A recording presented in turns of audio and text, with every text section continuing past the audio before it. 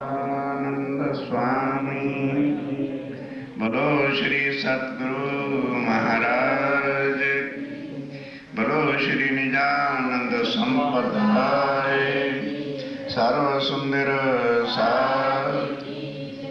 चलो जी।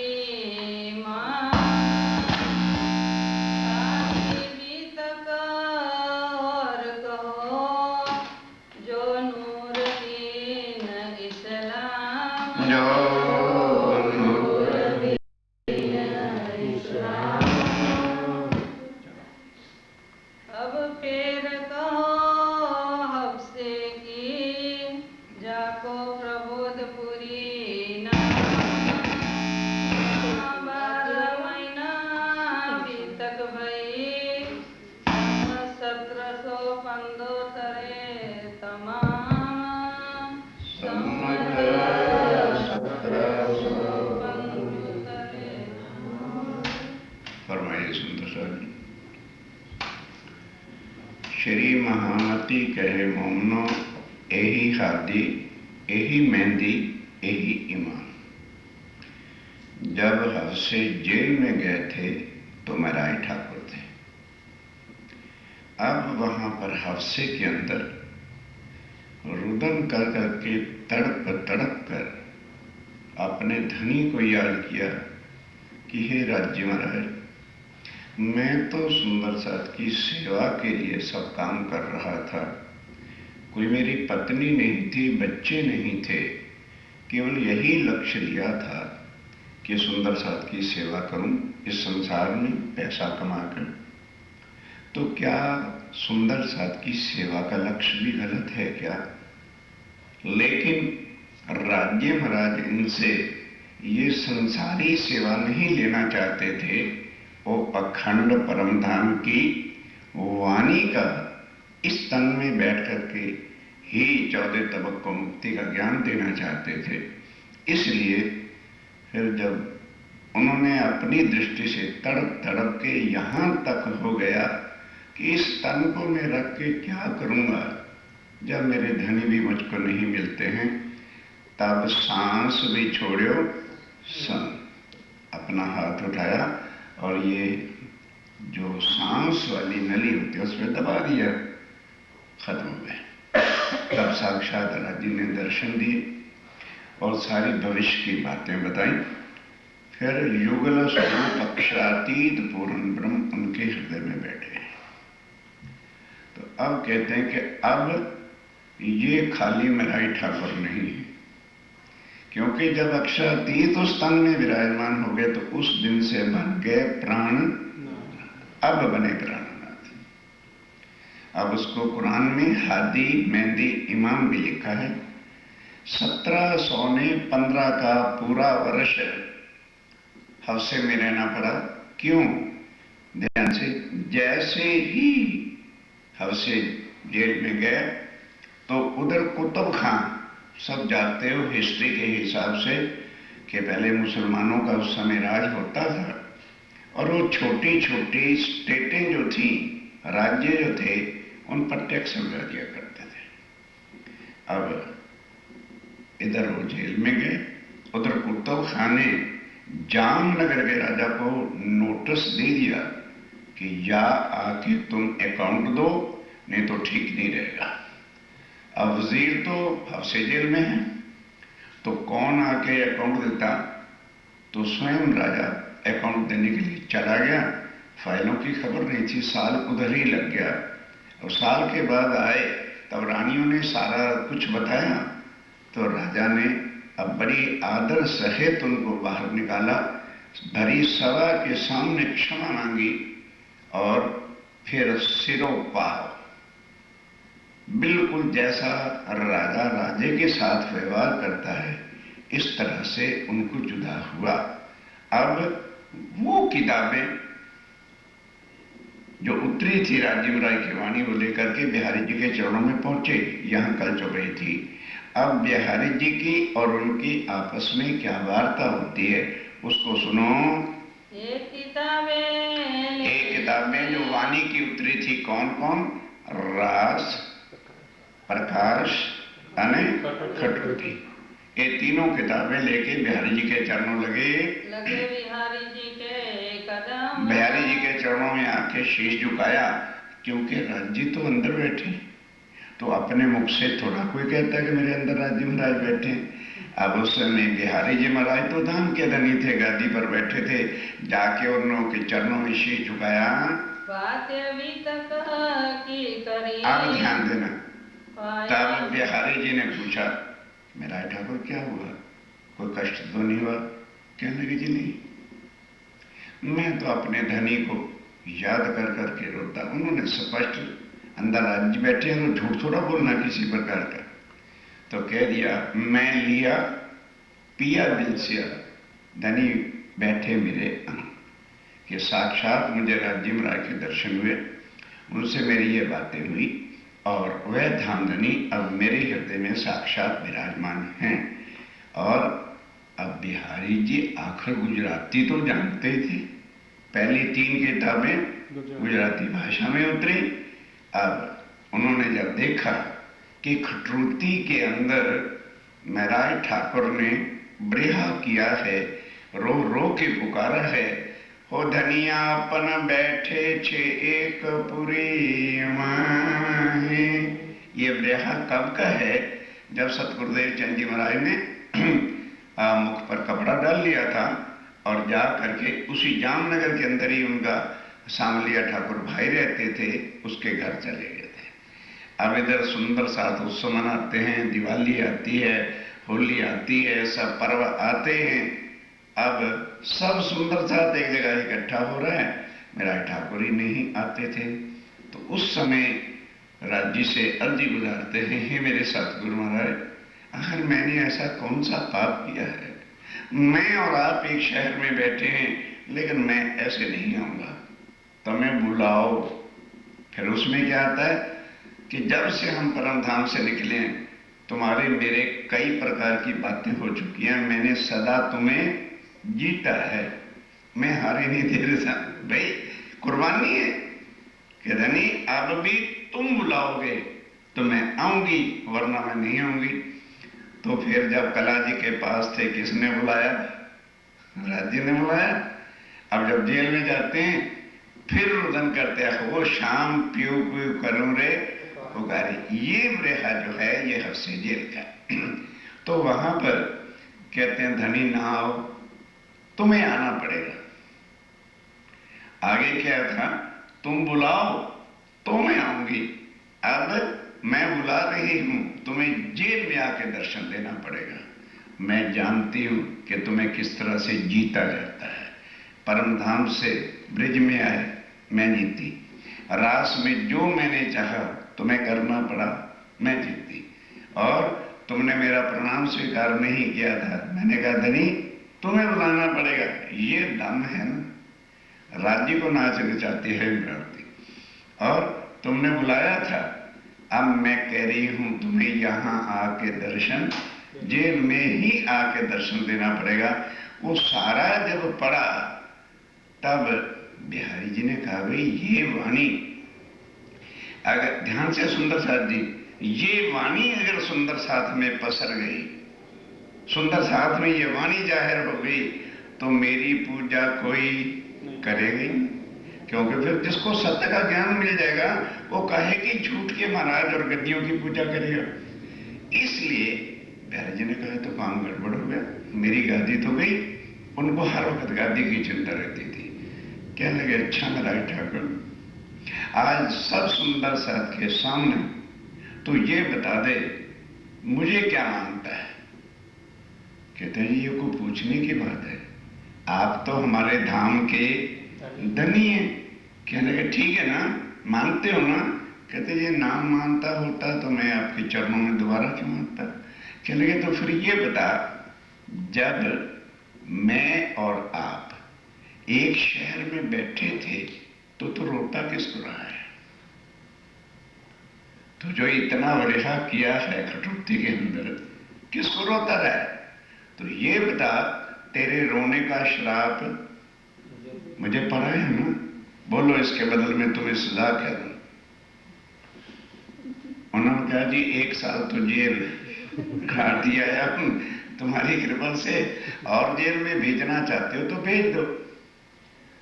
उन्होंने कहा नहीं, आखिर तो मेरी प्यारी प्यारी यमुना है ना, तो हम ऐसा तो नहीं करेंगे, लेकिन देख ये फाइनल बात है, ये वाणी चुपचाप रख दो। मैं जानता हूं तुझे मेरा ठाकुर कि तू वजीर रहा है और तुझे कविता बनाने का ढंग आ गया है, रख दो इसको। जब मैं साक्षात धाम का धनी हूं तो रोता किसको रहा? अच्छा भाई, रख दिया। तीनों किताबें लेके बिहारी जी ने रख दी। सुंदर साथ तड़प रहा था कि हाय हमको वाणी सुनने को मिले। चुपैया आएगी, वाणी तहां ना पसरी। अब जब सुंदर साथ के हाथ में वाणी नहीं जाएगी तो सुंदर साथ क्या पहचानेगा हम कौन हैं, कहां से आए हैं, हमारा धनी कौन है, और ब्रिज में भी हम रास में आए थे कि नहीं आए, क्या लीला हो। किताबें बंद। और सुंदर साथ को कह दिया, देखिए सुंदर साथ जी ये माया है, और माया में जाके मेरा ठाकुर भटक गया है। जब मैं साक्षात धाम का धनी बैठा हूं फिर किसको रोता रहा है। ठीक उस दिन की बात खत्म हो गई। अब राज्य महाराज युगल स्वरूप के स्थान में बैठे मेरा ठाकुर की। उन्होंने अंदर से आदेश से कहा, मेरा ठाकुर तुम्हें जूनागढ़ का राज दिया है ना राजा ने, उस बहाने से लेकर बिहारी जी के पास जाओ कि हे धाम के धनी, मैं खाली बैठा बैठा क्या करूंगा, आप मुझे आशीर्वाद दो। मैं जूनागढ़ की जो स्टेट है उसमें जाके खेती बाड़ी कराता हूं और अपने राज्य को कायम करता हूं, पर आपके आशीर्वाद के बिना क्यों चाल से। न हाँ, अब तुम्हें सुध आई है ना, जाओ मेरा आशीर्वाद है, खेती खूब जो है अनाज देगी। कहने लगे जी बस उसको मैं गाड़े के गाड़े भर भर के तुम्हारे पास भेजूंगा, सब सुंदर साथ की सेवा करना। कहने लगे जाओ, आशीर्वाद है किस बात का है, खेती अधिक फसल दिया करेगी, वो आशीर्वाद दे दिया। फिर महाराज ठाकुर कहते हैं, हे धामधनी मैं अकेला उधर जा रहा हूं तो मेरा दिल कैसे लगेगा, मैं तो उदास हो जाऊंगा।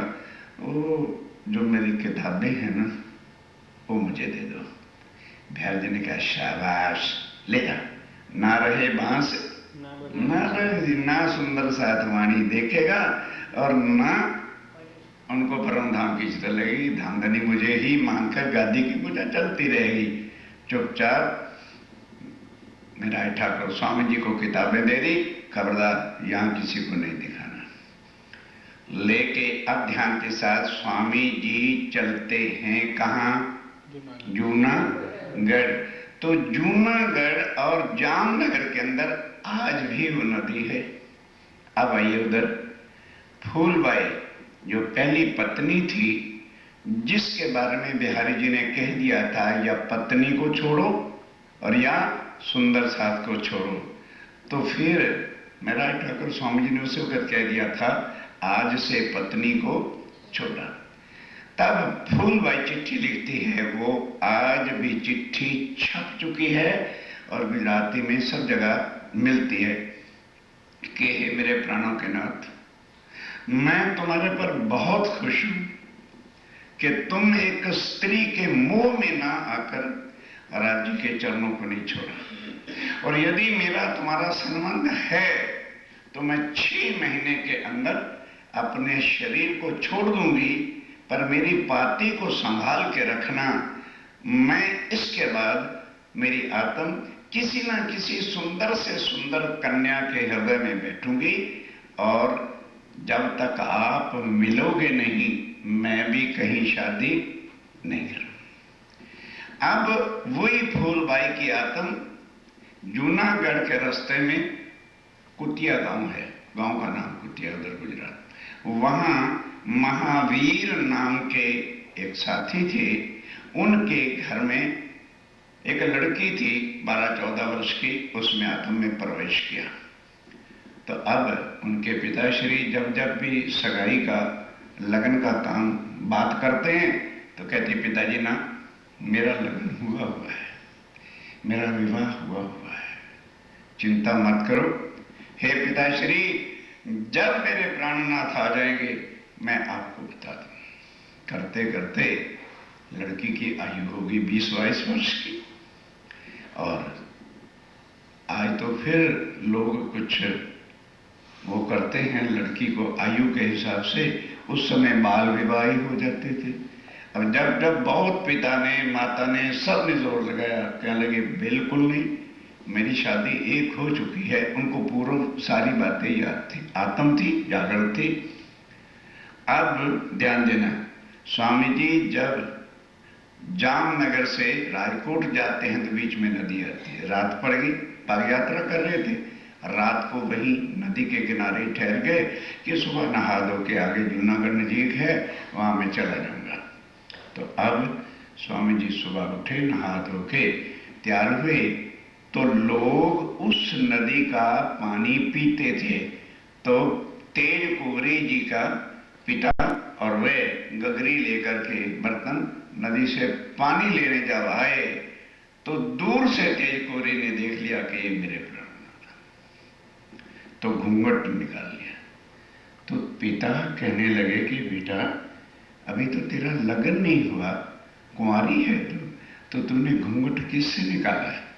कहने लगे, पिताश्री, मैं आपको कहती थी ना मेरी लगन विवाह हो चुका है, वो मेरे प्राणनाथ बैठे, वो सामने मेरे प्राणनाथ बैठे हुए हैं, और तुम जाओ उनको कहो कि भाई, क्या तुम्हारी पहली पत्नी का नाम फूलबाई था? वो स्वीकारेंगे। क्या तुम्हारे गुरु ने इस तरह से पति पत्नी को जुदा किया था? वो स्वीकारेंगे। फिर उनसे पूछना, क्या फूलबाई ने तुमको कोई लेटर दिया था? कह दे, वो कहेंगे हाँ, कह देना तो ये वही है भाई, स्वीकार, मुझे उनके चरणों में अर्पण कर देना, अब मैं घर नहीं जाऊंगी। वो जाके उनके पिता श्री जी ने सारी बातें जैसे कही, उन्होंने स्वीकार लिया। अब वहां लगन कौन करने आ रहे? स्वामी जी ने जल दिया उसके हाथ पे और बोल दिया, आनंद मंगल श्री धाम धनी जो की जय, तेज कुरी श्यामा युगल पल पल करूंगा। बस वहीं से उनको साथ ले लिया। ध्यान दो, अब कहाँ चले गए? रास्ते में हरजी व्यास, एक दिग्विजयी पंडित जूनागढ़ में रहता था। जूनागढ़ पहुंच गए स्वामी जी। वहां हरजी व्यास राधा वल्लभी मार्ग के भागवत में, गीता में, वेदों में, शास्त्रों में निपुण दिग्विजयी पंडित किसको कहते हैं? कि जैसे परीक्षाएं होती हैं ना, तो स्टूडेंट्स यूनिवर्सिटी का रिकॉर्ड बीट करते हैं, इसी तरह से उस समय क्या होता था कि सारे पंडितों को काशी जी में, वाराणसी बनारस में चारों वेदों की, शास्त्रों की, सब ग्रंथों की शिक्षा दी जाती थी। फिर उनकी परीक्षाएं होती थी, तो जब जो सबको हरा दे और अधिक वो जीत जाए, उसको फिर एक टाइटल मिलता था दिग्विजयी।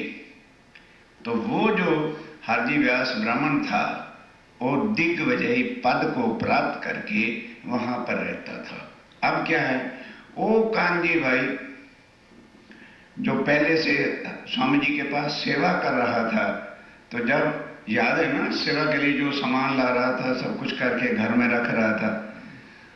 अब स्वामी जी जब हफ्सा जेल में चले गए तो बेचारा रोटी कहाँ से खाए? तो वो जामनगर को छोड़ के जूनागढ़ में हरजी व्यास के पास नौकरी करता था और उनकी रसोई का सब काम करता था।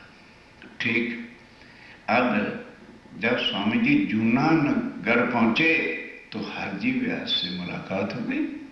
अब हरजी व्यास बड़े आदर सत्कार के साथ स्वामी जी को घर ले गया। अब ध्यान देना, तो थोड़े दिन हुए, चाहे दिग्विजयी पंडित हो, चाहे कितना विद्वान हो, एक ना एक दिन इस दुनिया से जाना होगा, हर एक ने मरना, चाहे सेठ हो, चाहे अमीर हो, चाहे गरीब हो, चाहे पंडित हो, चाहे अनपढ़ हो। तो ध्यान देना, ये कानजी भाई उसकी सेवा में थे कि एकदम ऐसी हालत खराब हो गई कि जैसे आदमी नियर टू डेथ हो जाता है, तो घर वालों ने उसको उतार के नीचे, जैसे हिंदू प्रथा है मरने का समय आता है तो हर एक की बॉडी को नीचे उतार दिया। तो अब ध्यान देना सुंदर साहब जी, हम तो कर्मकांड छोड़ते नहीं। अब जिस वक्त वो मरने को नजदीक हुआ तो जैसे हिंदू प्रथा थी, दीपक जला दिया तकिए के पास और दान पुण्य कराने लगे कि भाई ये भी करा लो, ये भी करा लो, आगे पीछे चाहे घर वाले पानी पूछे या ना पूछे, नहीं समझे। मरने को आएगा ना तो दान पुण्य कराएंगे ताकि अड़ोस पड़ोस वाले सब कहे भाई इसके बच्चे बहुत अच्छे हैं, इन्होंने बड़ा दान पुण्य करा है। पहले चाहे रोटी भी मांगता रहे जाए को नहीं देते। ये होता है हिंदुओं के घर का बड़ापा, ठीक। तो जिस वक्त वो अभी मरा तो था नहीं, सुचेत था, कहता रे बाबा ये दान पुण्य क्या है, यमपुरी का साधन है। तो हैरान हो गए घर वाले। तो अभी अभी वो समझा रहा है कि जो ये दान पुण्य है, कर्म है, इसका फल भोगने के लिए आदमी भव से पार नहीं होता। जो कर्म कांड रहेगा उसको यमपुरी में जाना पड़ेगा। मेरा मन क्यों दुखाते हो, ये हरजी व्यास ने कहा। अब कानजी भाई वहां खड़ा हुआ था, कहने लगे हैं ये बात तो वही कर सकता है जो परम धाम की आत्मा हो, जीव कैसे ऐसी बात कर सकता है। पर अब ये जिंदा कैसे रहे। अगर ये जिंदा हो जाए तो स्वामी जी आए हुए, फिर इसका अभिमान अहंकार जो है ना, मैं दिग्विजयी पंडित हूं, स्वामी जी की कृपा से इसका अभिमान टूट जाएगा। तो हरजी व्यास तो लेटे हुए थे, घर वाले दान पुण्य करा रहे थे। कानजी भाई भागा भागा भागा स्वामी जी के पास चला गया। वो तो घर में ठहरे हुए थे। स्वामी जी ने कहा क्या बात है भाई, भाग भाग के आ रहे हो, खैरियत तो है। कहने लगे हे दामदनी, जिस हरजी व्यास के पास मैं नौकरी करता हूं, आज उसकी हालत खराब थी और घर वालों ने नीचे उतार के दान पुण्य कराना शुरू कर दिया। तो वो कहता है मैं इस इंड का नहीं हूं, मेरा ना कल पाओ मन। फिर उन्होंने कहा फिर आपकी इच्छा क्या है। कहते मेरी इच्छा कोई पूरी नहीं कर सकता। समझने की बातें, जिसको मैंने कहा पार ब्रह्म निराकार है, तो किसी पंडित की, विद्वान की ये शक्ति नहीं थी कि मेरी बात को काट के कह दे कि नहीं साकार है। और भागवत के हिसाब से जिसको मैंने कह दिया साकार है, तो किसी की जरूरत नहीं हुई कि जो मेरे काट के कह दे कि नहीं है। हे स्वामी जी आप कृपा कर दो, वो मरे नहीं और जिंदा हो जाए तो फिर उससे जो है शास्त्रार्थ या वाणी से इसका अभिमान तोड़ दिया जाए। अब देखो हम छोटा सा काम करते, कहते मैंने किया है। स्वामी जी कहते देखो भाई कान्जी भाई तुम आए हो, राज्य करेंगे, खुद राज्य अंदर बैठे हैं तो भी अपने ऊपर नहीं लेते कि राज्य करेंगे, ये जिंदा हो जाएगा। पर बात यह है तू साक्षी रहना कि इसने ये बातें कही हैं। ये नहीं हो कि जिंदा हो जाए और फिर इनकार कर दे कि मैंने नहीं बात की। कहने भाई ये तो मैं नहीं करने दूंगा। कहने लगे अच्छा जाओ, राज्य चाहेंगे तो तेरे जाने से पहले उसको होश आ जाएगी। अब कानजी भाई आए तो आके देखा कि घर वालों ने उस हरजी व्यास को फिर पलंग पे डाल रखा है। उधर हुक्म हो गया तो फिर क्या बात थी, अब होश हो गई। अब कानजी भाई ने सोचा कि भाई आगे तो मैं करता था नौकरी, नौकर को कहो ना थैला दे दो डॉलर, जा साग सब्जी ले, तो जाके कहेगा अरे भाई आधा किलो भिंडी दे दो, तो दुकानदार पक्की देवे कच्ची देवे कानी देवे जैसे देवे लेके आ जाता है। आके वो घर वाले डांटे कैसे लाया। बीबी जी मैं क्या करता, जैसा मैंने उनको कहा था उन्होंने मुझे दे दिया, लिया। ये तो होती है नौकरी।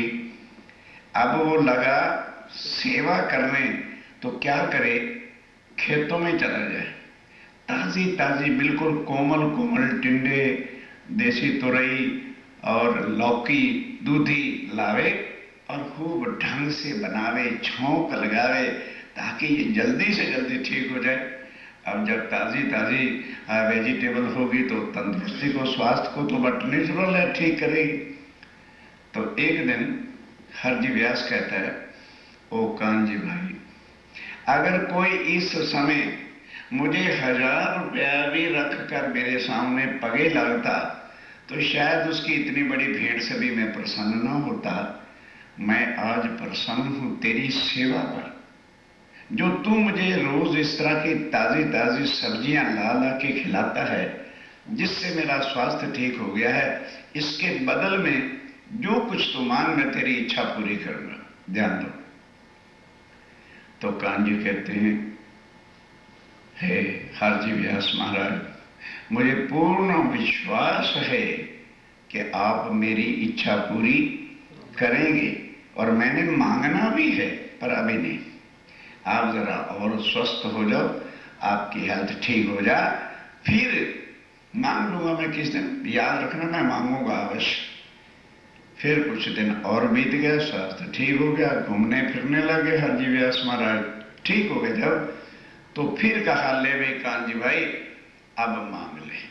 कहने लगे, महाराज ध्यान दो, जिस दिन आप बीमार पड़े थे ना, और तुम्हारे घर वालों ने जमीन पर उतारा था, उस दिन कोई साधु महात्मा मेरे पास आ गया और उसने कहा, भाई हरजी व्यास की तुम सेवा करते हो? मैंने कहा, जी हाँ। तुम कैसे आए हो? कहने लगे, भाई ओ कानजी भाई उनको बता रहा है कि वो काशी जी गया था, किस लिए? अपनी आत्मा का कल्याण करने के लिए। तो सबने यही कहा था कि हरजी व्यास के बिना तुम्हारे को आत्म कल्याण का कोई मार्ग बता सकता नहीं। और उसके बाद वो मथुरा वृंदावन गए, वहां के पंडितों ने भी कहा कि श्रीमद् भागवत के वेद हरजी व्यास के बिना कोई नहीं बता सकता। प्रयागराज गए तो उन्होंने भी कहा, तुम्हारी आत्म का कल्याण करना है तो सीधा हरजी व्यास के पास चले जाओ। तो वो पूछते पूछते मेरे घर आ गए, ध्यान दो।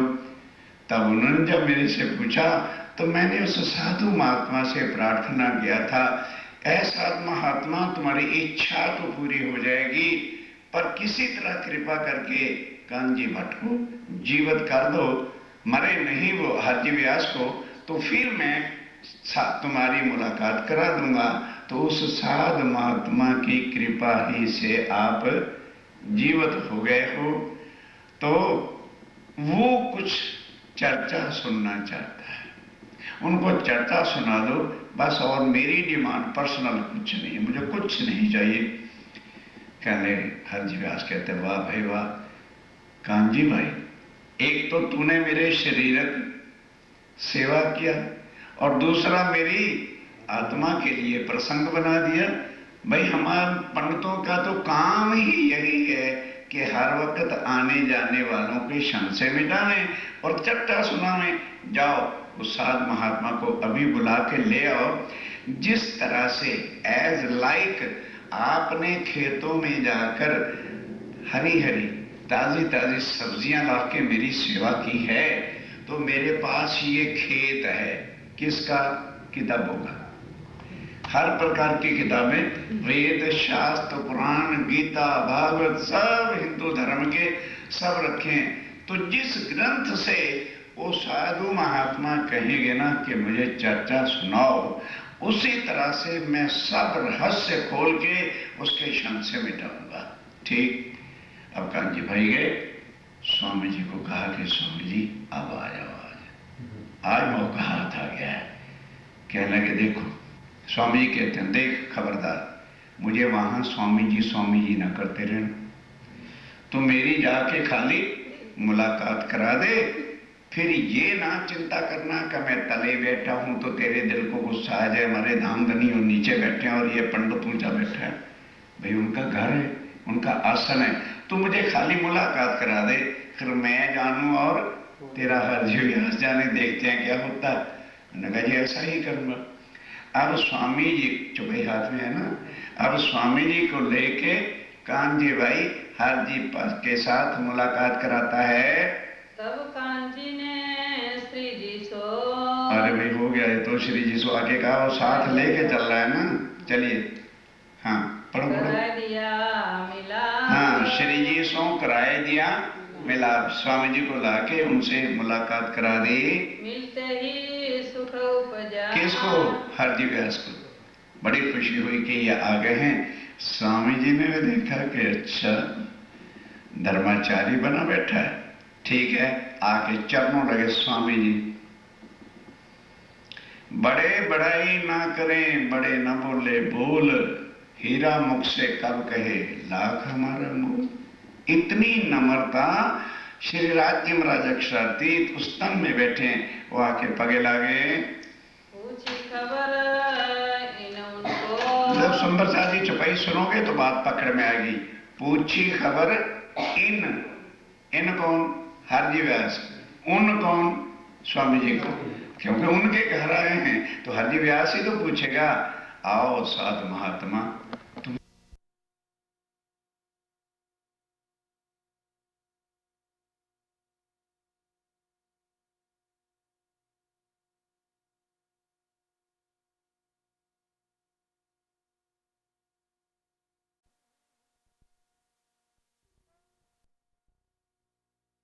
कि तुम रहते कहाँ हो? कहते कि महाराज संतों का क्या ठिकाना होता है, मैं परदेसी हूं। राज्य महाराज कह रहे हम तो प्रदेश में आए भाई, हमारा काय का ठिकाना है, जहां रात पड़ती है सो गए, सुबह उठे आगे चल दिए।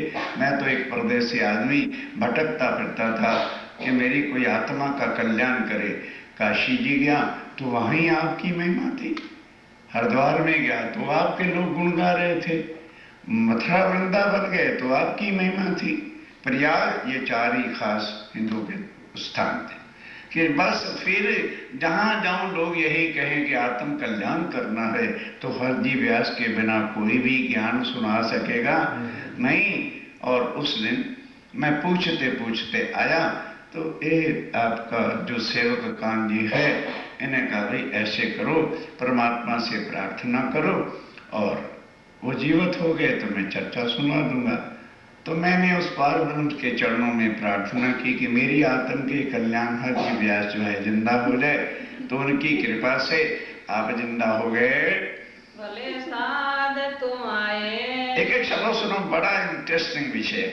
हरजी व्यास कहते हो साध तेरी बड़ी खुशनसीबी, तेरा भाग बड़ा ऊंचा है, मेरे बिना कोई भी आत्मा का कल्याण कर नहीं सकेगा।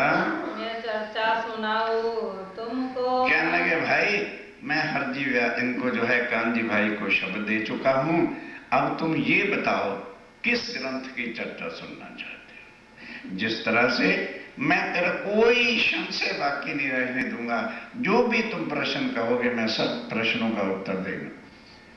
तो स्वामी जी कहते हैं कि महाराज वेद शास्त्र पुराण तो ध्यान दो सुंदर सारी निराकार तक का ज्ञान देते हैं, लेकिन श्रीमद् भागवत जो है वो योग माया तक का अखंड ज्ञान देती है।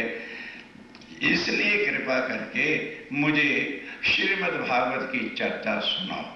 अब क्या होता है, सुनत मास दो हुए, सुंदर साथी 2 महीने बराबर स्वामी जी, अब उन्होंने तुरंत अपने घर के पास ही जब रहते थे, कांजी को ए कांजी इनको सेपरेट रूम दे दो और इनकी खूब सेवा करो। बस वो कांजी भाई जैसे कोई अजान व्यक्ति होता है, जाके गए महाराज ये तुम्हारा रूम है, सामान है, पहले से उसने पलंग वलंग तो डाल ही रखा था, कह आप इसमें रहो और आप जानो पंडित जी महाराज जाने। अब सुबह ही उठ के हरजी व्यास नहा धो के तख्त पे बैठे, स्वामी जी श्रोता की दृष्टि से आके तले बैठे। अब श्रीमद् भागवत के पहले स्कंद से लेकर 9वें स्कंद तक संसारे बातें, संसार की सृष्टि कैसे हुई, 84 लाख योनियां क्या होती हैं, किस किस राजा ने क्या क्या तपस्या की, उनके कितने कितने पुत्र हुए, राज कैसे भोगा, 9 स्कंद में श्रीमद् भागवत के यही है। अब जब 9वां स्कंद आगे शुरू होता है तो वहां कृष्ण लीला, मथुरा में जन्म होना, गोकुल में आना, फिर लीलाओं का वर्णन है। और 10वें स्कंद के अंदर अखंड रास का वर्णन आता है। 2 महीने तक 9 स्कंद तक 9 ये चर्चा होती रही। स्वामी जी चुपचाप सुनते रहे कि इसमें क्या प्रश्न करूं, आगे की बात आएगी तो फिर इसको पटकूंगा मैं उठा करके। तो 2 महीने तक तो बिल्कुल शांति से बैठ के एकाग्रचित, ये नहीं मानो लगा तो उबासियां करने लगे या इधर उधर करने लगे ना, एकदम अलर्ट, ताकि इसके दिल में किसी प्रकार की शंका ना आ जाए। इसलिए एकाग्रचित होकर बैठ के चर्चा सुनते रहे। दो राजी भये मगन, और स्वामी जी भी मगन होके चर्चा सुन रहे हैं एकाग्र होके। और हाजी व्यास भी कह रहा है भाई इस जैसा श्रोता को नहीं आया मेरे पास। वो भी खूब भेद खोल खोल करके भागवत के समझा रहे हैं। एक दिन ठोर नारायण। अब आ जाओ जरा ध्यान के साथ, बोलो श्री प्राणनाथ। श्रीमद् भागवत के 10वें स्कंद के अंदर विराट का महाप्रलय में नाश कैसे होता है और आदि नारायण का स्थान क्या है। आदि नारायण के स्थान का वर्णन आ गया, ताके कहे वचन, उसका भेद खोल करके हरजी व्यास ने बताया। एक हीरे का मंदिर, हाँ ध्यान दो, क्या बताया कि आदि नारायण कहाँ रहता है। ये श्रीमद् भागवत के हिसाब से हरजी व्यास बता रहे हैं। स्वामी जी ने पूछा जी ये स्थान कहाँ पर है। कहने लगे भाई ध्यान दो, इस दुनिया से परे एक हीरे का मंदिर है, ध्यान देना। और वो हीरा डायमंड कितना बड़ा है, 84 लाख योजन का है। इतना एक ही हीरा है, समझ लग रही है ना। अपने यहाँ तो डायमंड छोटा छोटा कटका होता है ना। भागवत में क्या लिखा है कि वो स्थान जो है अखंड, ध्यान दो, वो कितना बड़ा मंदिर है, 84 लाख योजन का है और उसमें वो रहता है। एक ठोर है किनकी। अब स्वामी जी ने कहा महाराज ये बता दो, ये जो ठिकाना आपने अखंड बताया है, नोट करो, ये जो अखंड स्थान आपने बताया है ये किन की ठिकाना है और कहां पर है। तो मोहे कहो सुकान। आज 2 महीने के बाद जो है उन्होंने प्रश्न किया कि कृपा करके ये स्थान मुझे समझा दो, क्योंकि यही तो अखंड स्थान है जहां मैं जाना चाहता हूं। तब जवाब व्यास ने दिया, तब हरजी व्यास ने क्या उत्तर दिया, होय के दिल मगन, बड़े मगन होकर के कि शाबाश, हे साधु महात्मा तू अवश्य अपनी आत्मा का कल्याण करेगा। देख 14 लोक हैं और 5 तत्व हैं और 3 गुण हैं। 5 तत्व कौन से हैं, जल, वायु, अग्नि, पृथ्वी, आकाश। 3 गुण कौन से हैं, रजोगुण, तमोगुण, सतोगुण, ब्रह्मा, विष्णु, महेश। और 4 प्रकार की प्रलय, ये श्रीमद् भागवत के हिसाब से हरजी व्यास स्वामी जी को समझा रहे। एक होती है नित्य प्रलय, एक होती है नियमित प्रलय, एक होती है प्राकृत प्रलय और एक होती है महाप्रलय। स्वामी जी ने कहा महाराज इसका भेद क्या होता है। कहने के भाई नित्य प्रलय तो वो होता है जो डेली संसार में जीव जन्मते हैं और अपनी आयु भोग के मरते हैं, डेली की डेथ। और नियमित प्रलय वो है कि जीव यहाँ कर्म कांड का पालन नियम करना पड़ता है। वो स्वर्ग के राजा इंद्र जो है 9 लोक का प्रलय करते हैं, उसको कहते हैं नियमित प्रलय। और प्राकृत प्रलय जो है एक स्वर्ग से ऊपर वैकुंठ बच जाता है, 13 लोक का प्रलय होता है, उसको कहते हैं प्राकृत प्रलय। ध्यान के साथ सुंदर साहब जी, अब हरजी व्यास ही बता रहा है कि जब महाप्रलय होती है तो 14 लोक, देवी देवता, सब देवियों का नाश, सब त्रैगुण का नाश और 14 लोक तक सब प्रलय में लय हो जाते हैं। ये श्रीमद् भागवत 12वां स्कंद दूसरे अध्याय में 4 प्रकार की प्रलय का वर्णन है। फिर विनती करे। बस अब जब ये कहा कि 14 लोक का महाप्रलय में नाश हो जाता है और उससे आगे वो अखंड स्थान है, अब स्वामी जी आगे कि महाराज मैं आपके पगे लगता हूं। उनके चरण दबाने लगे, भींचने लगे, कह लगे महाराज यही वो स्थान था जिसके लिए मैं भटकता फिरता था, और हे महाराज इस आपके बिना कोई भी इस स्थान का बता नहीं सकेगा, कृपा करके जो है मुझे वो स्थान दर्शाओ। जब महाप्रलय हो जाएगा तो फिर वो नारायण कहाँ पे रहेगा, क्योंकि नारायण तो सृष्टि का मालक है, तो फिर तो लय हो जाएगा महाप्रलय में, नारायण भी नहीं बचने का, तो फिर वो स्थान कौन है? हमसो ना करो अंतर। अब हरजी व्यास भी चौंके में मरे, इसे साधु ने प्रश्न कैसा कर दिया। अब हो गया चुप, जरा सोचने लगे तो स्वामी जी फिर पगे लगते कि महाराज आप अगर चुप हो जाओगे तो बताओ मेरा क्या होगा। मैं तो सारा हिंदुस्तान, बड़े बड़े तीर्थ स्थान, बड़े बड़े पंडितों को, विद्वानों को छांट के उन गुरुओं के चरणों में रह रहा, अब आपने ये जो बताया है, ये बताओ आप चुप क्यों हो गए? मेरे से अंतर ना करो, मेरे से चीज छुपाओ नहीं, आपके बिना मुझे कौन बताएगा? हमें तुम बिना कौन समझाओगे? ये बताओ हरजी व्यास, अगर कोई और समझाने वाला होता तो काशी जी, हरिद्वार, वृंदावन, प्रयागराज कोई तो कहता। सबने कहा कि हरजी व्यास के बिना उस अखंड का वर्णन कोई कर नहीं सकता, और आप चुप्पी लगा रहे हो केम चाल से, कृपा करो और मुझे वो स्थान बता दो। दिखावे पटंतर। मेरे से छुपाते क्यों, मेरे से भेद ना रखो। तब व्यासे झुक के कहा। ध्यान देना, तब जो ज्ञानी लोग ज्यादा होते हैं ना, उनको अभिमान भी, अहंकार, गुस्सा भी जल्दी आ जाता है, तो कहने लगे ओ भाई साधु महात्मा तू क्या कह रहा है?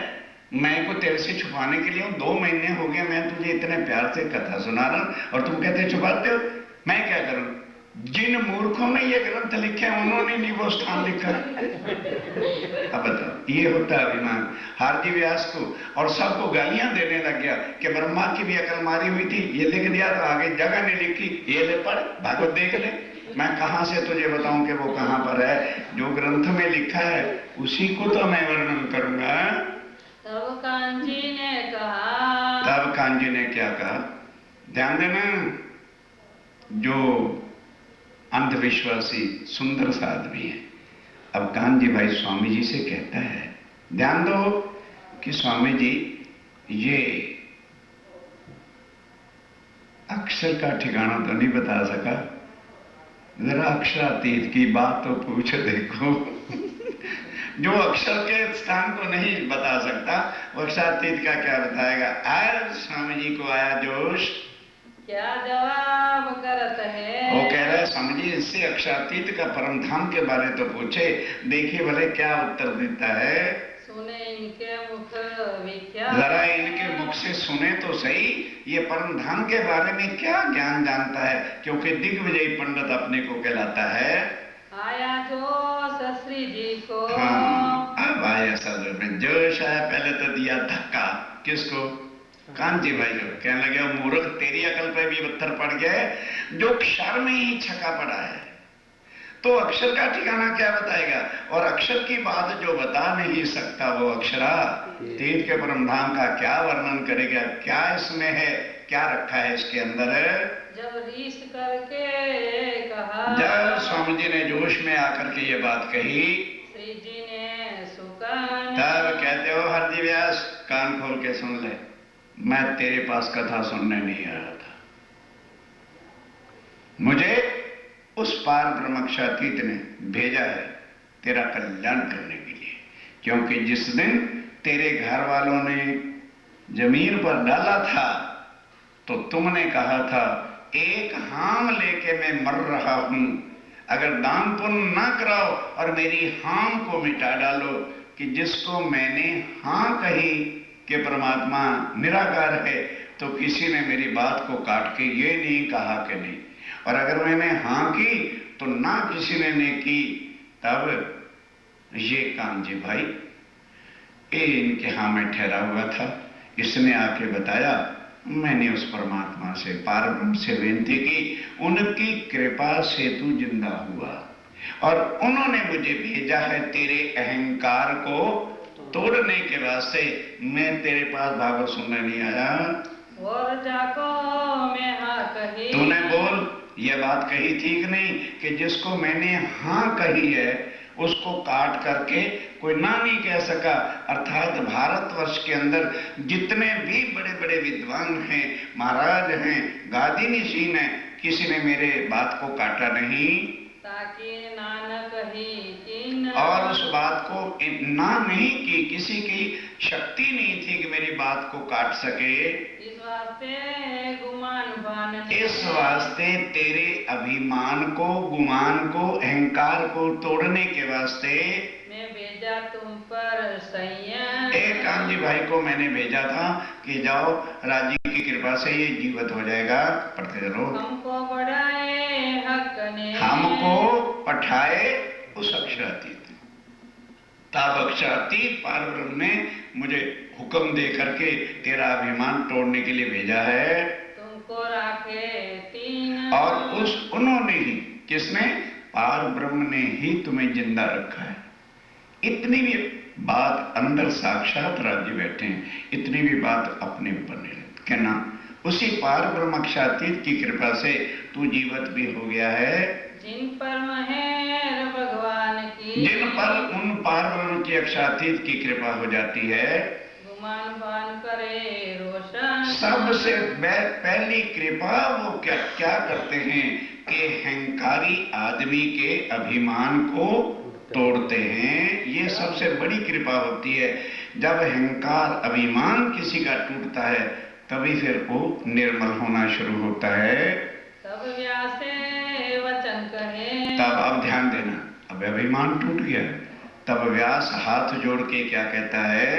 हे भगत राज, हे भगत, हे भगत राज, हे भक्तों के राज, संतों के महासंत, ये बात बिल्कुल ठीक है। मैं कहा यो ही कर, मैंने उस समय यही बात कही थी घर वालों को कि मेरे से दान पुण्य ना कराओ, क्योंकि दान पुण्य जो है उसका फल भोगने के लिए यमपुरी में जाना पड़ता है।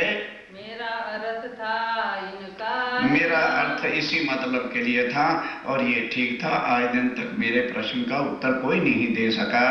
कई गुलर लगे दरखत को, और जब अक्षर और अक्षरातीत की बात सुनी तो भागवत में लिखा है अक्षर, क्षर, अक्षर और अक्षरातीत। तब अब अपने को क्या कहता है? बस हे साध महात्मा, आज मुझे सुध आ गई। एक गुलर, गुलर को आप लोग जानते होंगे, एज लाइक अंजीर, अंजीर होता है ना पेड़, वो पक जाता है तो बड़ा स्वादिष्ट फल होता है। लेकिन उसके उलट क्या है कि एक गुलर का पेड़ होता है, जैसे जैसे वो पेड़ में पकता है उसके अंदर कीड़े ही कीड़े हो जाते हैं, जीवड़े हो जाते हैं, वो खाने का नहीं होता। फिर जब पक के आप खुद दृष्टांत दे रहा है भागवत का कि जिस तरह एक बंद उस फल के अंदर सैकड़ों जो है जीव होते हैं, लेकिन बंद होने के कारण से एक दूसरे को कोई और लगता नहीं कि हमारे जैसा और कोई जीव है। अब अपने ऊपर दृष्टांत देता है, हे स्वामी जी, मैं उसी तरह से ये संसार रूपी गुलर के पेड़ में एक जीव था। मैं जब तक मेरा अभिमान नहीं टूटा था तो मैं समझता था कि मेरे जैसा कोई है नहीं। आज आपने मेरे अभिमान को तोड़ दिया, मुझे सुध आई तो कि मैं उस गुल्लर के एक जीवड़े के समान हूं।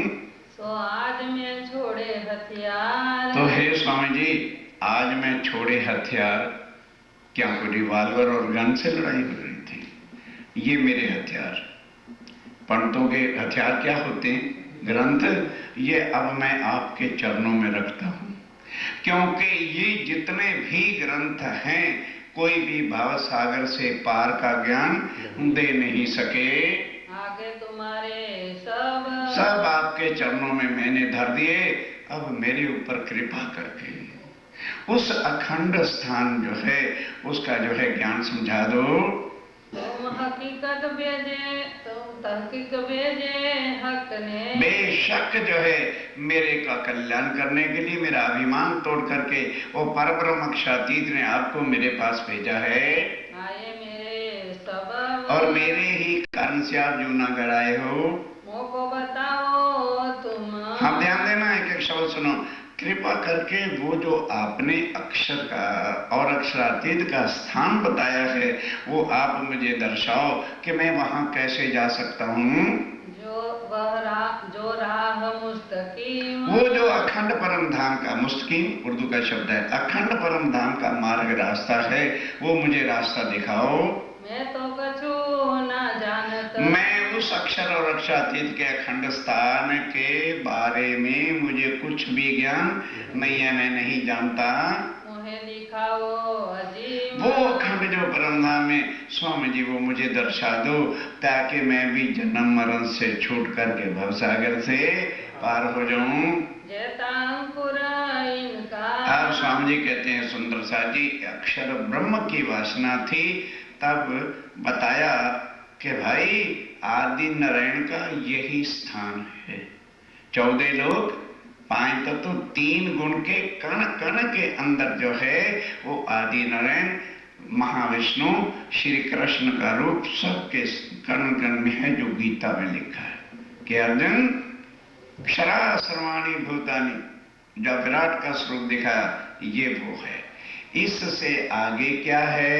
योग माया का अखंड स्थान है, और उससे आगे परमधाम के अंदर अक्षरधाम है, और अक्षरधाम का ही वर्णन यह है 84 लाख हीरे का मंदिर है, और उससे परे अक्षरातीत है।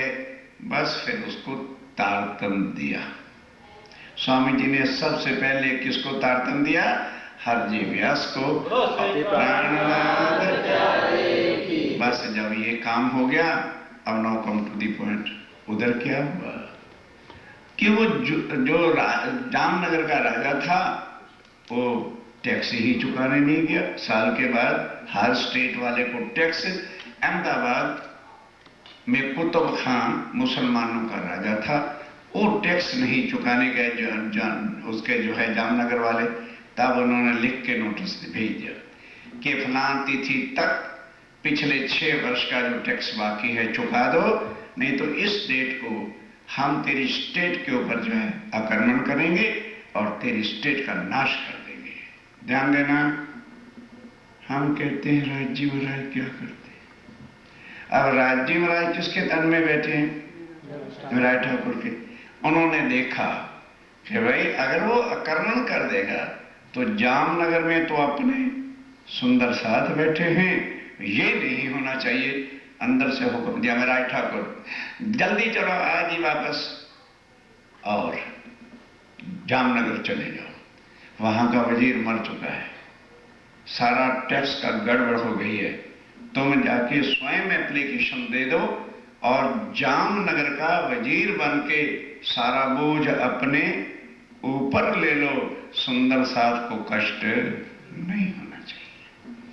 तो स्वामी जी गए, जाके बिहारी जी के चरणों लगे, कहने लगे बिहारी जी महाराज खूब मैंने आपको अनाज रोज भेजा है, अब बात यह है मैं आपके चरणों से जुदा नहीं होना चाहता, और जामनगर के अंदर वजीर की पोस्ट खाली है, अगर आप हुक्म दे दो तो मैं वजीर बन जाता हूँ, खूब आपकी सेवा करूंगा, आशीर्वाद आप दे। हाँ जा जा, तमें नौकरी मिल जैसे, ये आशीर्वाद। वो तो मेरा ठाकुर इतने निपुण थे इस कार्य में, जाके नौकरी मिल गई और ध्यान दो, कुतुब खान जो अहमदाबाद का मुसलमान बादशाह था, उसको लिख के भेज दिया कि देखिए, पहले वजीर की गड़बड़ रही हमारी जामनगर स्टेट में, और आज से मैंने वजारत की पोस्ट संभाली है, 1 साल का समय दे दो, पूरा टैक्स जो पिछले भी 6 वर्ष का है मैं चुका दूंगा, और यदि 1 साल के अंदर मैं पूरे टैक्सेस ना दे सका तो मैं आ जाऊंगा, मेरे फांसी पर लगा देना। मेरा उठाकर स्टंप लगा के भेज। कुतुब खान के पास चिट्ठी पहुंची, वो जानता था कि मेराय ठाकुर जिस भी स्टेट का वजीर बना है वो समय से पहले टैक्स भेज देता है। उन्होंने कहा ओके, हम आक्रमण नहीं करेंगे, अटैक नहीं करेंगे तुम्हारी स्टेट पर, साल के अंदर सारा टैक्स चुकाओ। अब मेराय ठाकुर आप स्वामी जी जनता से बड़ी अपील की कि भाई टैक्स तो देना पड़ेगा। सहते सहते करते करते करते करते जितना को टैक्स दे सकता है, जबरन नहीं, उतना उन पर टैक्स लगाया, इकट्ठा किया। पर 6 साल का वो और 1 साल का और 7 साल का टैक्स कहां से हुए? ध्यान देना, कोई जब देखा कि मेरी जनता प्रजा टैक्स नहीं दे सकती तो आफ्टर 9 मंथ चुप करके अहमदाबाद स्वामी जी चले गए। स्टेशन के सामने आज भी प्रेमपुरी मोहल्ला है, आज भी, और वहां पर सेंट्रल जेल होती थी। वहां जाके अपने आप को खुद पेश कर दिया कि मेरी स्टेट इतना बड़ा टैक्स चुका सकती नहीं, मुझे फांसी लगा दी जाए। और मुसलमान तो अत्याचारी लोग होते थे, तुरंत बादशाह ने हुक्म कर दिया मेराय ठाकुर को जेल में डाल दो और फांसी वाले जो रूम है उसमें रख दो आफ्टर 3 मंथ्स, क्योंकि साल का हुक्म था, उससे पहले फांसी नहीं दे सकते, और इस डेट को इनको मेराय ठाकुर को फांसी दे देना। ठीक हो गया, जेल फांसी लगने की डेट निश्चित हो गई। और अब ध्यान से, ओ कांजी भाई, याद है ना, अब उसको चला पता कि स्वामी जी को जेल हो रही है, फांसी हो रही है, तो मैं किस काम आऊंगा। फटाफट कहां गया? तेज कोरी जी के पास गया। कहते हैं महारानी जी फटाफट करो, एक अपने पोशाक दे दो, घाघरा साड़ी और श्रृंगार वगैरह सारा दे दो, बस उसके बाद जो धनी की कृपा होगी देखी जाएगी। अब वो लेके वस्त्र और पहन करके अहमदाबाद चला गया और जाके लिख के दे दिया कि मैं मेराय ठाकुर की पत्नी हूं, मुझे अंतिम मुलाकात करने की आज्ञा दी जाए। तो जिसको भले फांसी लगी हुई हो ना, उसकी वाइफ उससे मुलाकात कर सकती है। तो राजा ने आदेश कर दिया कि जाओ इनको मिला दो, और उसको बोल दिया अरे मेराय ठाकुर की पत्नी, 2 लाख से ज्यादा आपको अंदर रहने की इजाजत नहीं होगी। कहना नहीं, ठीक है। अब जो सुपरिंटेंडेंट था या जो कोई सिपाही विपाही थे वो उस रूम में ले गए और कहने लगे भाई जल्दी मुलाकात करके बाहर आ जाना, हम खड़े हुए। अब स्वामी जी को सूचना मिल गई कि आपकी पत्नी आपसे मुलाकात करने के लिए आ रही है। स्वामी जी हैरान कि भाई तेज कोरी वो कैसे आ गई। अब जैसे ही कौन कांजी भाई गया अंदर, बाहर से हुआ किवाड़ बंद, उसने स्वामी जी के चरणों में प्रणाम किया और अपने कपड़े दिए उतार कर स्वामी जी जल्दी पहन लो और बाहर जाओ। स्वामी जी ने बड़ा उसको सुन, कहता नहीं मेरे प्राणनाथ ऐसा मत करो, मैं मर भी गया तो आप मेरे जैसे हजारों बना लेंगे और आपको कुछ हो गया हमारा दुनिया में कौन होगा। बस जबरन से स्वामी जी के वस्त्र वो जो कैदी वाले होते हैं खुद पहन लिए और भाई जुराज वाले कपड़े उनको बना के धकेल दिया बाहर के, जाओ तुम। अब क्या करते भाई, वो घूंघट काट के स्वामी जी। अब क्या हुआ, उस जामनगर की स्टेट गुजरात में अब वो रह सकते नहीं, क्योंकि कैदी भाग रहा है जेल में से, फरार हो गए और जाते कहां है, सीधा दीप बंदर में। ध्यान देना। अब इधर क्या होता है, अब वो कांजी भाई अंदर बैठ गया तारतम का पाठ करने। कहते हैं बस अब 3 महीने राज्य का ध्यान करते हैं, फिर जो डेट आएगी देखी जाएगी, अब ध्यान देना। जब वो डेट आ गई फांसी वाली तो राजा, मजिस्ट्रेट, एसपी पुलिस, जल्लाद लोग आए, खोलो ओपन दी डोर और निकालो मराई ठाकुर को बाहर। अब राज्य की कृपा भी तो उनके सिर पे खड़ी होती है जो राज्य के नाम पर कुर्बान होते हैं।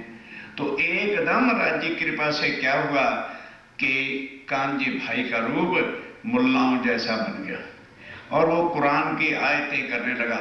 मुसलमानों, राज्य का आवेश अंदर से बोल रहा है, तुम्हारे फना फिल्ला होने का और तमाम हो जाने का समय आ गया है। तुमने इतने पाप ढाए हैं, अत्याचार कर रहे हो, इंशाअल्लाह और ये होने वाला है, क़यामत में तुम्हारा नाश हो जाएगा। अब जब वो आयतें और क़यामत के निशान बोले तो बादशाह भी और सारे अफसर कांपने लगे। तो हैरान हो गए, भाई हमने बंद तो किया था मराई ठाकुर को और ये कौन है दाढ़ी वाला मुल्ला।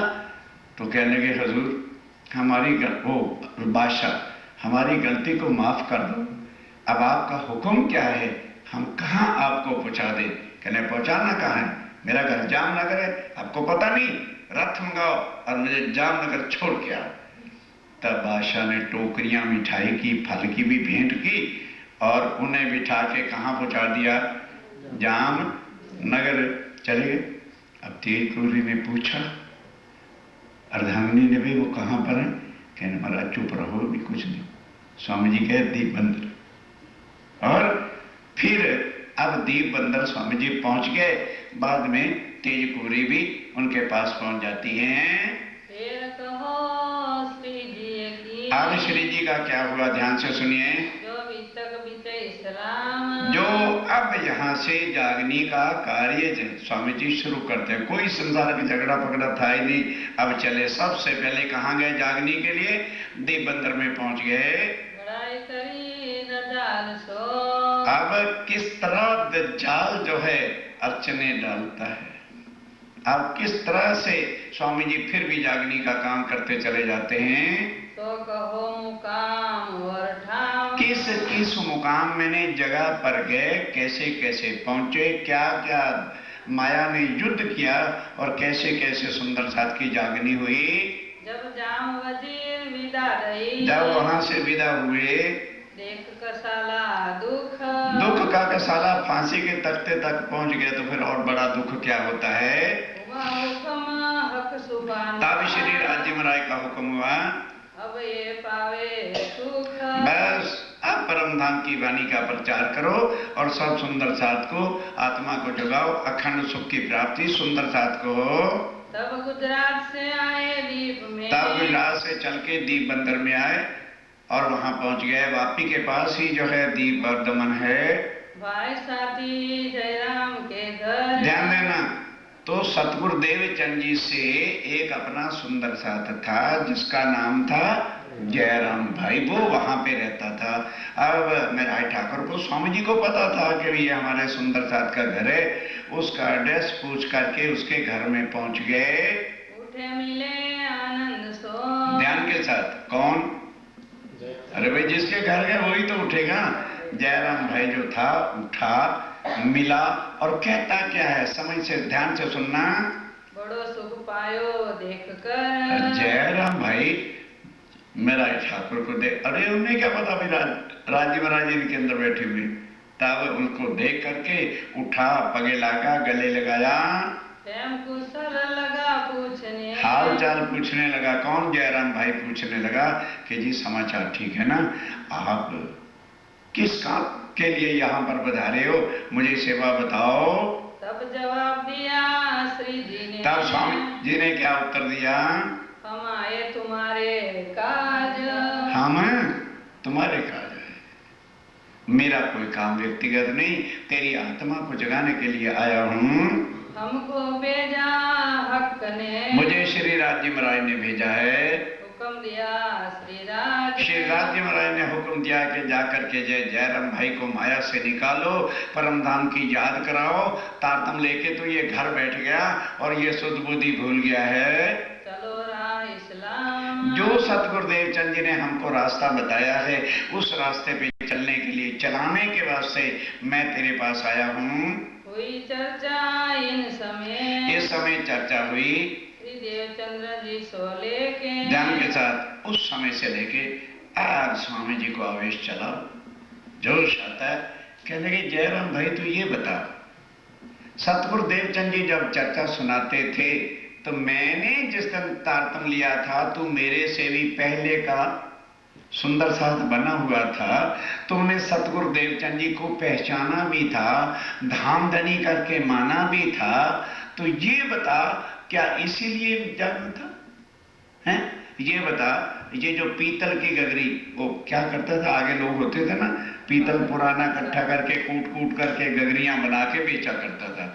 क्या लगे ये पीतल की गगरियां कूट कूट के तू परम धाम जाएगा क्या? जरा अपनी शक्ल देख, क्योंकि शरीर वृद्ध हो जाता है तो आंखें भी कम देखती, कमर भी कुबड़ी हो जाती है। कहने लगे देख तेरा मौत तो तेरे सिर पर पुकार रही है, आंखें दिखना तुझे कम हो गया और कुबड़ी तेरी पीठ हो गई।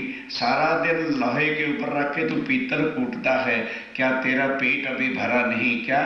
फिर जिस शरीर को तू अखंड समझ बैठा है, ये तो मिट्टी की दीवार है, अभी गिर जाएगी और तू खत्म हो जाएगा।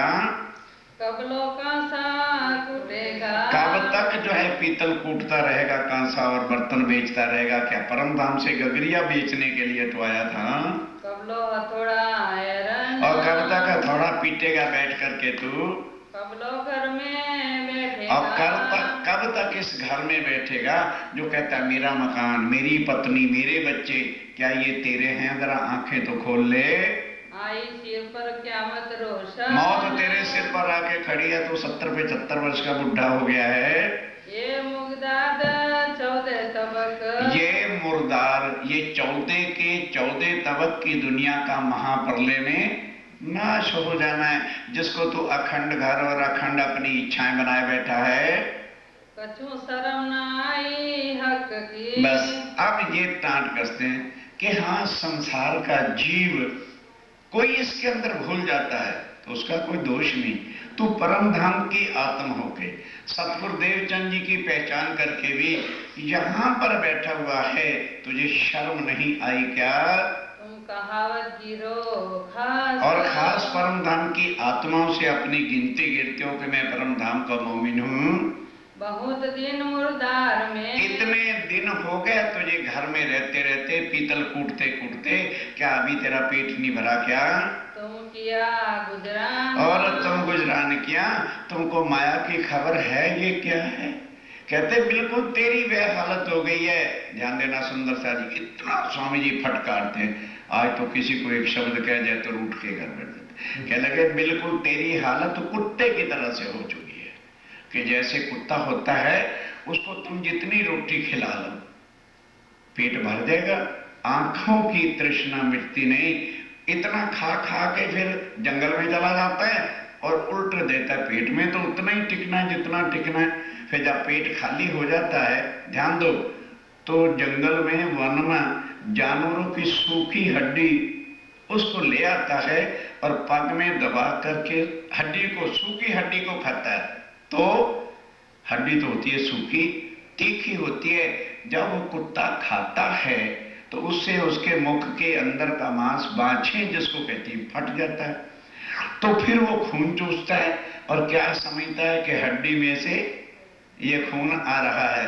इस तरह से हो जयराम भाई, तो कुत्ते की तरह से अपनी हड्डियों को खा रहा है और तेरी तृष्णा अभी भी जो है पूरी नहीं हुई। अब कहते दिन जियोगे, ये बता कितने के दिन तू जीना